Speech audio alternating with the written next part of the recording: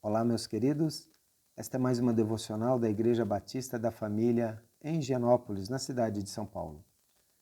Queremos continuar um pouco a conversar a respeito da última passagem do nosso sermão neste último domingo, que foi o Evangelho de Marcos, capítulo 5.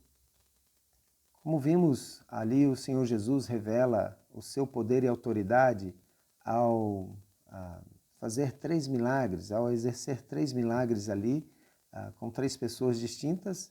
A primeira delas foi expulsar um demônio, libertar um homem que vivia afligido por demônios na sua vida. E o Senhor Jesus, então, traz esta libertação para este homem, que fica tão feliz que ele deseja acompanhar Jesus, pede para acompanhar, mas Jesus fala: olha, volta para tua casa, volta para a tua família, para a tua cidade e anuncie as maravilhas de Deus e da misericórdia que você alcançou. Um segundo personagem, um segundo milagre que acontece no capítulo 5 do Evangelho de Marcos, é aquela mulher que sofria com uma hemorragia por anos, um fluxo sanguíneo, em que ela havia gastado todas as suas economias, procurado muitos médicos e nada foi resolvido.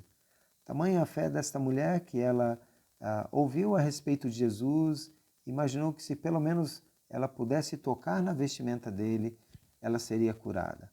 E de fato isso acontece.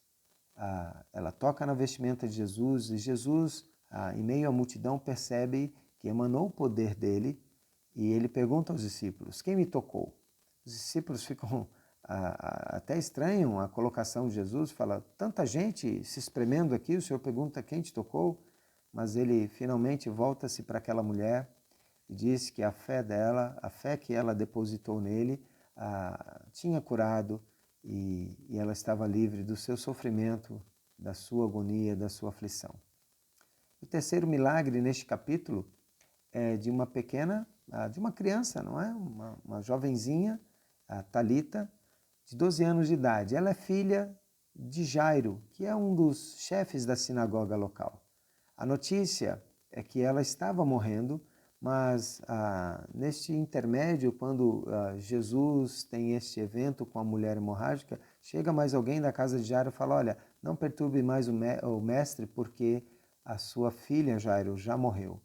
Então Jesus vai até a casa de Jairo e lá ele traz a Talita à vida de volta. Ele ressuscita Talita. Então, a demonstração que Jesus se importa com o sofrimento, com as aflições dessa vida. E essa é uma das realidades que nós temos, o sofrimento. E gostaria de ler um texto que está em Hebreus capítulo 2, versículos 10 e 11. Ele é compartilhado por um autor que eu gosto muito, chamado Paul Tripp. Ele escreveu isso num livro chamado Instrumento nas Mãos do Redentor. Excelente livro para você adquirir e ler, e vale a pena. Hebreus capítulo 2, versículos 10 e 11 diz o seguinte: ao levar muitos filhos à glória, convinha que Deus, por causa de quem e por meio de quem tudo existe, tornasse perfeito, mediante o sofrimento, o autor da salvação deles. Ora, tanto o que santifica quanto os que são santificados provém de um só. Por isso mesmo, não se envergonhe de chamá-los irmãos. É muito interessante como Jesus se identifica com o nosso sofrimento. E aqui nós temos alguém, por mais empatia que eu posso ter por você, uma pessoa querida, um ente querido tem empatia de outro quando está sofrendo, o Senhor Jesus, ele se identifica com o sofrimento. Ele sabe o que é sofrimento e nós podemos confiar nele.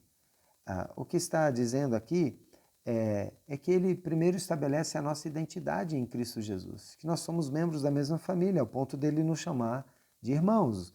A última parte do versículo 11 diz: e ele não se envergonha de chamá-los de irmãos. Mas não somente irmãos, somos irmãos desta mesma família, mas em sofrimento. O Senhor Jesus Cristo sofreu morte de cruz, foi injuriado. O texto de Isaías fala que pelas pisaduras dele, pelas feridas de Cristo Jesus, nós fomos sarados.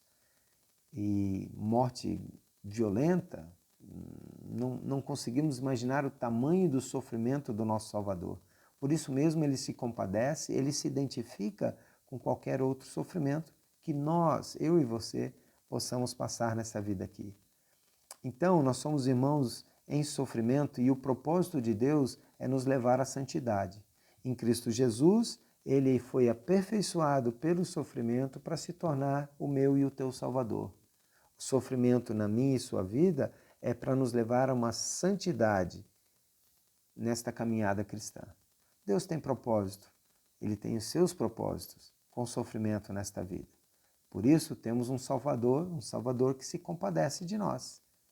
E isto não é incrível? Isto traz alívio para você. Talvez você não vai encontrar uma pessoa que tenha sofrido como você, mas saiba que existe sim alguém que se compadece, que se identifica e que sabe de fato o que é sofrer, e você pode confiar nele, que é o Senhor Jesus. Você pode acessar o trono da graça de Deus, depositar o teu pesar ali, as tuas lutas, as tuas aflições, assim como esses 3 personagens do Evangelho de Marcos, capítulo 5, fizeram. Se chegaram até Jesus para buscar o alívio das suas aflições, do seu sofrimento. Confie em Cristo Jesus. Tenha uma semana abençoada. Amém.